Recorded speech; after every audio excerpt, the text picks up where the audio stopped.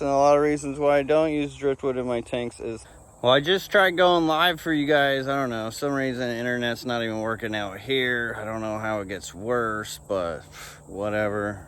So anyways, now I got a video for you guys. So real quick, wanted to show you guys, cleaned it up here around the tubs. If you guys saw it on the last video, there was just weeds, grass growing everywhere, which when I trimmed it up, I let the grass fall in. Didn't bother anything. Actually, things did really well from it. Fish are getting big. Those are those king yamas, the orange with the red. There's a few of them going on in here.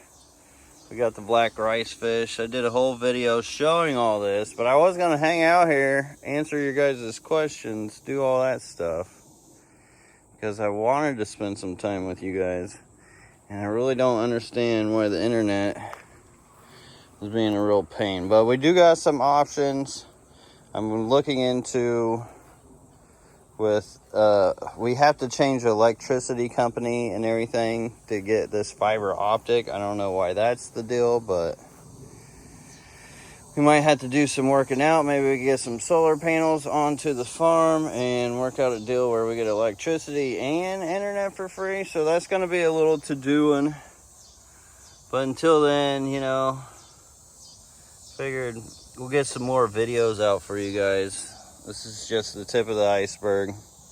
There's not much summer tubbing time in for you guys, so being in Florida is a little longer for me, but I know up north in probably a month or two, some of you guys may have already been getting real cold at night. Now the night colds don't matter as much as like the day temperatures, as long as it gets warm during the day and your fish get a chance to warm up. Man, there is a bunch of Dalmatian mollies in here now.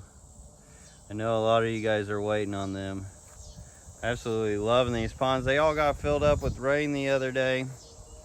Absolutely flooded around here. I know Tampa Bay got it real bad, or Tampa did.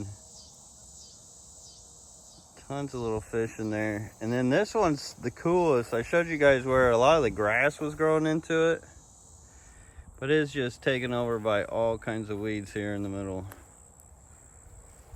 I know there's fish in here, but seeing them or getting them, that's gonna be pretty tricky. Wow, look at the red roots on this one. That's neat looking. There's a lot of iron within the sand and my water, which this was all pretty much rainwater. I did start it off with my well water. So this water is pretty soft. And you know, these are doing well too, but nice to be able to get back and clean it up.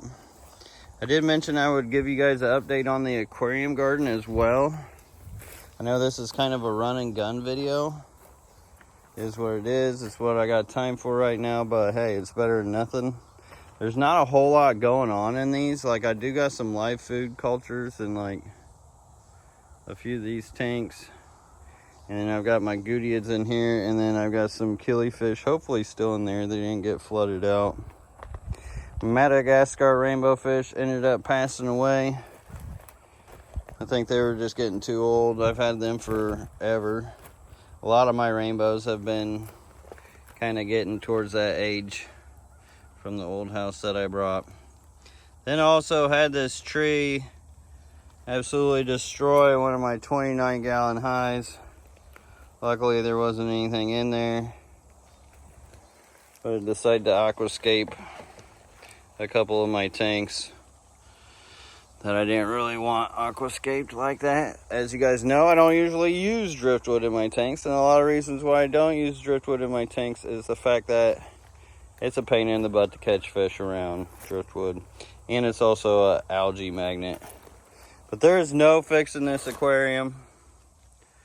It is done. It is toast. So I have to clean all that up, get all the glass up, deal with that. Do miss practicing on the heavy bag there. Hopefully I'll get back to that here soon.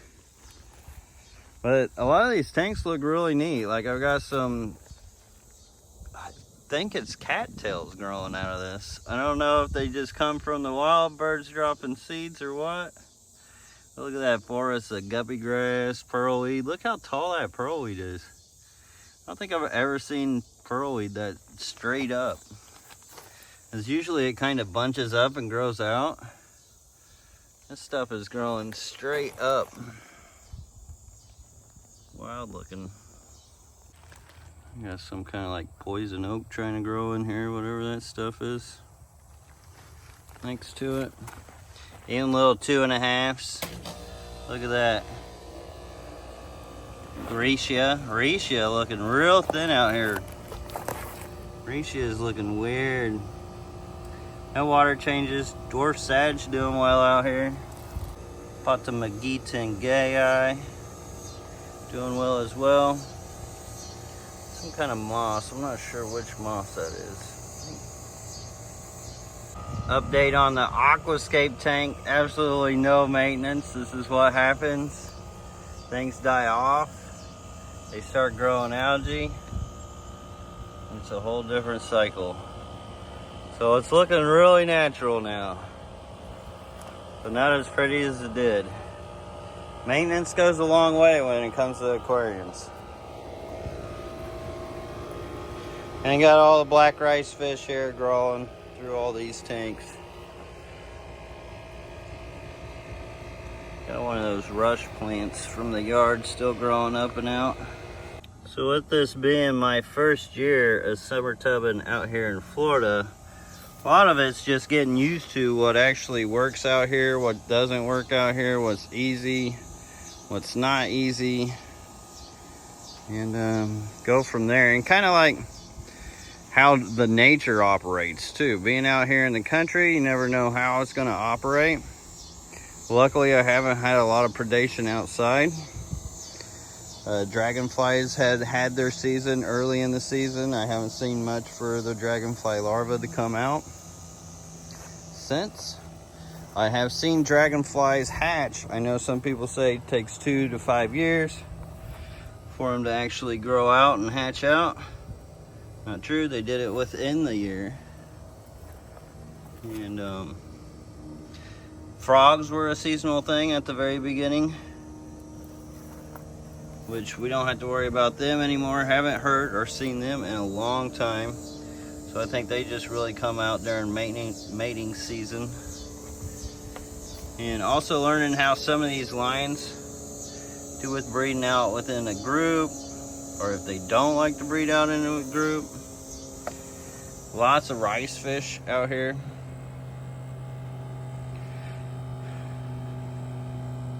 I don't know if birds come in, but I haven't seen any personally. I have seen a few snakes around here. There's a whole hodgepodge here. Sometimes I see the rice fish, sometimes I don't, like with the green water. For instance, that one, I know they're in there, I'm just not seeing any. Same here. Here, finally a couple come out. Because you know a lot of predation comes from the top if they see your shadow. Or maybe they're breeding, who knows. But eventually what I would like to do is build in a screened in area from all this. That way the rain can still come in, but the bugs don't. Especially the dragonflies. And the birds, or raccoons, whatever. Because you can see over here where my barbs are in the breeding basket, which I think I may have seen a fish. Pretty sure I saw a fish in here at one point. May have one big one that's probably eating the rest, but I think the raccoon's been trying to get in here because that's the only thing that I can think of that would cause that cage to collapse. Because you can see there I've got the pipes actually hang over it quite a bit, so it would take a lot of pressure to push that in there. But this second time I've seen it, I kind of left it as it is. Haven't seen it get worse, so hopefully they're just learning by now. But the barbs are still good. They're doing their thing. Eventually I'm gonna have to address them, either move them in or move them over to something else. And I know many of you have been wanting to see in the fish room, which, you know, it hasn't had much love since the whole boxing side quest started happening. But we will be getting back into this. There is a few people that have tour videos of it. Still waiting for them to come out. So I haven't been wanting to step on their toes on doing a tour video myself. And, you know, one day we'll get to that, and I will recommend those videos to you guys when they come out from the others. Update on that Luigia Archeata tank. But things have been going good in here. They're doing what they have to do, you know, grow out, grow up. This Shelly pond, which I haven't really told you guys that's the Shelly pond. I turned it into that. I don't know. Maybe we're going to do an update video on that. So stay tuned to that. I appreciate you all watching. And get back into this thing. Because we got a whole behemoth here. A lot of potential to work with. And a lot of organizing to do. And a lot of switching up to do. It's tough when you're keeping tanks for breeding and not just for show. Especially when it comes to the looks of them. And how many you have. So when it comes to aquarium keeping, keep that in mind. Although there's not a lot of maintenance I put into these, they do still take time, whether that just be grabbing fish and babies out. Because really, I mean, I could have a full-time job just moving fish around. Almost, you know, I wish I had a Haley still. If you don't know who she is, well, you ain't been here long enough. But anyways, appreciate y'all watching. Until next time, everybody, peace. I'll see you on the next one.